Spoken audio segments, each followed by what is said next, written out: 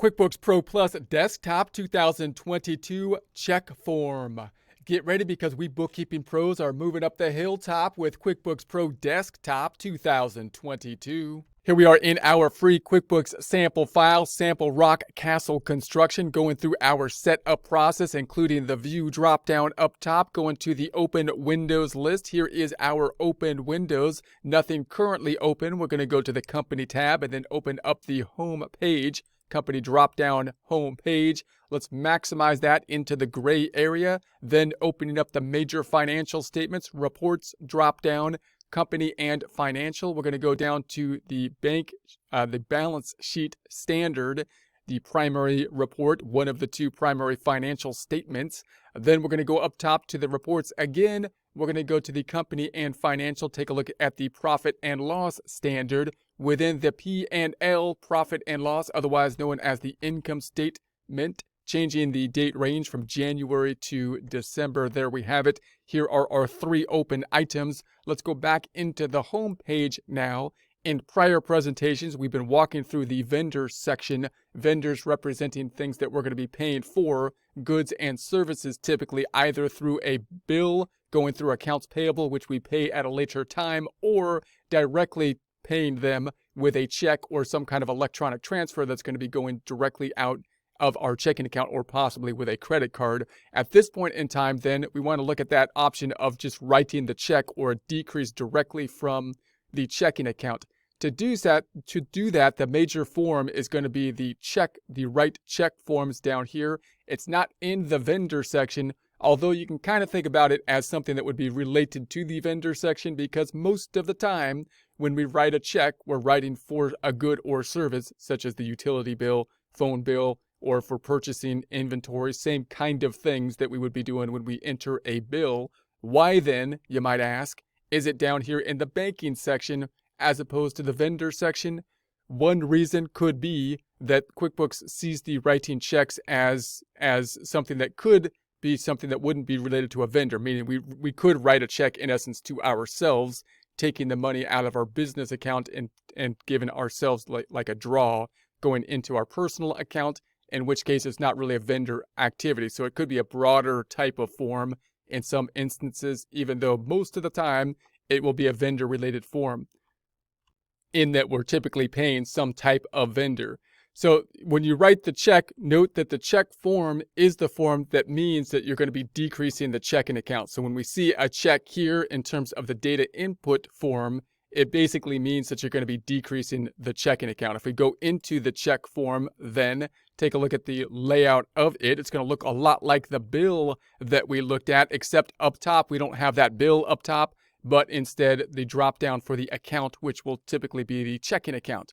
I'm going to close the item here. Let's go back to a prior check so we can actually see one. So here's a check that has been created.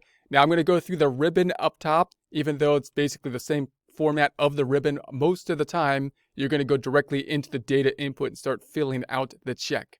So we've got the main tab, we've got new, we got save, delete. You can print the check out. You might then print them later. This will kind of depend on whether or not you're going to be actually physically printing the checks. We can attach something to the check. So if we had some kind of picture of a bill that could give us verification, we can add that. And then we've got the reorder reminder and order checks icon related to checks and getting more checks. And on the reports, we got the quick reports, the transaction history, the transaction journal. This can be useful to kind of give you an idea of that journal entry. Remember, every time you enter something, you want to think about what the impact will be on the financial statements, that being the balance sheet and the income statement. And the journal entries will help you to do that. You can also start to think about debits and credits and so on as well as you do the data input. So you might be coming from a standpoint where you have a debit and credit background or possibly one that you don't. And either way, it's good to put together then the forms to how the actual financial statements are created. But we'll talk about, we're not focusing in on that here. So we're going to then go back to the main section. Now note that this check is actually a paycheck. So I'm going to go back and see, can we find another check that's a standard, not a paycheck? Going to go back a few times. These are all paychecks because they're running the payroll, which happened at the end of the period. These are sales items. This is a check that was to pay a bill and you can tell by this bottom area. So I want to keep going back to just basically just a check. Do we have anything that is just a check here? Finally got to one. And the check looks like the bill in that at the bottom point here, this check, meaning they just entered directly the expense. So instead of having a bill then being entered and then paying the bill, they entered it directly into a check, and then we charged the expense account. So just like we talked about with the bill, you got the two tabs on down below. The expense account usually is the one you're going to use with regards to paying a check if you're using a check. And that will typically be an expense account. So the dropdown will usually be actually go into a GL account of an expense account. However, you might be purchasing something up here like equipment, in which case you'd be putting it in some kind of equipment type of calculation, furniture and equipment, for example, which is an asset and not an expense, which means that expense category is a little bit misleading sometimes. But that's really that expense category means you're going to be taking it directly to an account, which often is an expense account, but may be an asset account, for example. And then on the items tab, this would be when you're going to be purchasing something, usually inventory, which needs more data for it, which would mean the items for the inventory. So we can track not only the account that it's going to, the inventory account, but also the items that you're actually purchasing, so we can count the units of items. So if we go back to the left-hand side, there we have it. Now let's go up top and just go through the check information data input. We got the drop down first. This drop down is going to give us a list of the check accounts, meaning the bank accounts. So these accounts are going to be listed when we create the chart of accounts. And this is an account type, which will be the bank account. We'll talk more about setting up the account types properly and what the GL is when we create the new company file. We'll do that at a future presentation.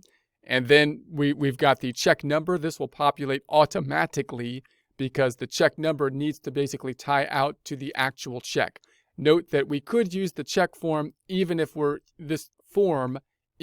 not actually writing a check, and instead we're just decreasing basically an electronic transfer, for example, that's coming out of the checking account. So this is the general type of form you would use for a decrease to the checking account. In that case, you wouldn't have a check number. You remove the check number and you might put some other kind of reference number, and that would be a decrease to the checking account.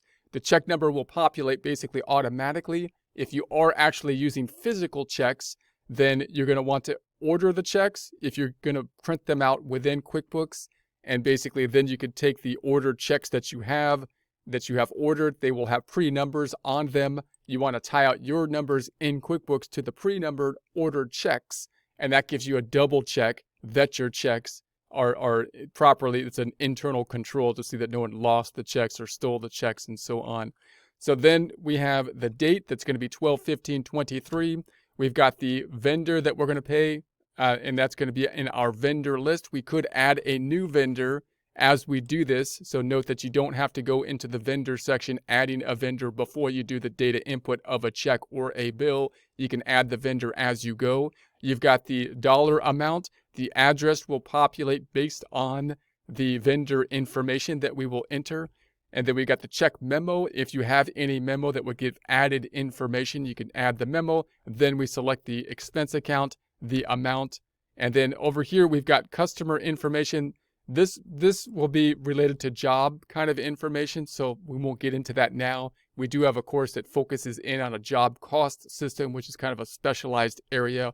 And then we've got class tracking, which also is something that's related to their job, this particular type of industry. There's multiple different uses you could have for class tracking, and we have a whole kind of section on class tracking as well at a later point. We're not going to focus in on it here. So if we close that out, then that will clearly decrease the checking account. That's what the check form does. This check form means you're going to be a decrease to the checking account.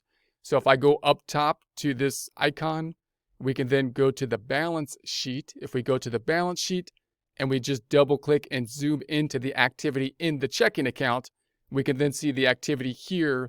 Notice that these types on the left-hand side are useful because they give us the types of forms that are used. The checking account, because cash is like the blood flow of the company, is going to have the most different array of different forms that are going to be involved in it. When you look at other accounts, any other account, then you're going to find that there's only a few types of forms that are going to be used in order to facilitate the journal entry into those particular accounts. So just keep that in mind. The checking account, therefore, can be a little bit overwhelming. You can compare then the decreases, which would be a check. So anytime there's money going directly out of the checking account, we've got the check here. Other decreases you can see includes a paycheck, which is still really just a check because it means that there's a money decrease. Check means money's going out of the company, but it's marking it as a paycheck because you're using the paycheck widget, the paycheck format in QuickBooks, which is nice because that'll tell you that it's a paycheck. You can see the bill check, also simply just a check, as we've seen in the past, but they delineate it as a bill payment, even though really it's just a check, meaning it's a decrease to the checking account. So that means that it's paying off an accounts payable. You can compare that then to the normal check, which they just called a check, which is nice because then we could see that that's just going to be a normal check. If I double click on it, for example, on this one, drills down to the data source, that being the actual check. This one's for bad check charges. And so it's a bank service fee that we have here. So we're going to close that out. Going to go back then to the transaction. Let's close the transaction detail report. Most of the time, you might see checks that are the other side would be going to the profit and loss, the expense side of things in a similar way as we saw with the bill. Another thing just want to point out here, we'll talk more about this later, but just note if I go to the home page, you might say, hey, look, I pay a lot of stuff with electronic transfers or something like that, and I don't want to go into that form every time to write the check. Well, two ways you could do that. You might say, I'm going to rely on the bank, and that means that you're kind of going away from the internal control of being able to enter the data first and then check it to the bank, which would still be nice even when doing electronic transfers. But a lot of times when people do electronic transfers, they record the transaction and then rely on it clearing the bank. And so you could do that with bank feeds. As the bank feed comes through, then you could basically, you can kind of review it at that point in time and then pull it in with, in essence, a check form at that point. We'll talk more about that in the bank feed scenario. That's a deviation from a full service system though, because again, you're not in that system, you're relying on the bank, but because it clears within 3 days, basically, or something like that, with an electronic transfer, it clears very quickly as opposed to writing a check, which can take some time to clear. Then it's less of an issue with regards to a written check than an electronic check that it's actually going to clear because you get that verification pretty quickly. So the other way you could say, well, what if I want to enter this quicker because I have either a lot of checks to write and I don't want to go through this process, or I'm entering the check, say, from the bank statement or something like that, one by one. I want to add multiple checks that are not in my QuickBooks system that I know have cleared the bank or have that. So then I want to enter directly in. You can go to the register then, and there's a register. I think they have it over here as well, but I usually go to the drop down. Here it is, the check register right there in the banking. But I like to go to the register by going to the banking drop down, use register. We'll talk more about the register in the future. Notice it's going to the checking account here. That's the one we want. And the register looks a lot like, if you ever use the standard checkbook, I'm going to close this out, a lot like a checkbook type of entering process. So you can enter the date, and you could just go through here pretty quickly and enter the data with regards to the check number, if applicable. If there is no check number, then you would simply, you'd put, I'm going to go up until we get something that's an actual, just a check. Can I get just a check here? Let's see. This is a state refund. They're all bill payments. Here's a check. So here's a check that's going out on, you could just type in 12/1/23. This number should populate automatically. If it's not a check, then you can remove the number because it's not an actual check. And then you're going to have the vendor, and then you got the payment. If it was a deposit, it would be on this side. You can't have numbers on both of these sides. And then the only thing different than an actual check register is that you're not only saying who the vendor is, but you got to apply it to an account. The account is the important point that will allow QuickBooks to then put it into your financial statement. So that's a required field. And then you've got the reimbursement or the memo. If I was to double click on this check, then you could see the actual check form. Also, just note that if you were to do this with bank feeds, the money would come out. The bank knows about the $62 here that came out of the checking account, and they know the date that it cleared, not the date the check was written. So that's one of the issues with the bank feeds if you're relying on the bank feeds to build your financials, because if you actually use physical checks, it could take some time for it to clear. You don't know if it's cleared, and that's when you want to enter it first. And then the bank may or may not know the payee information, which they usually put in the memo line. If it's a transfer, they might have enough information for you to determine who the vendor is. But if you actually wrote a check, then you'd have to look at the canceled check typically before you know who the vendor is. So that means that when you have a bank fee transfer, you have to assign the account, and you also would like to assign the vendor. You would like to have both of these two things here. The account is the only thing that's really required for an accounting system to pull that in to make the financial statements.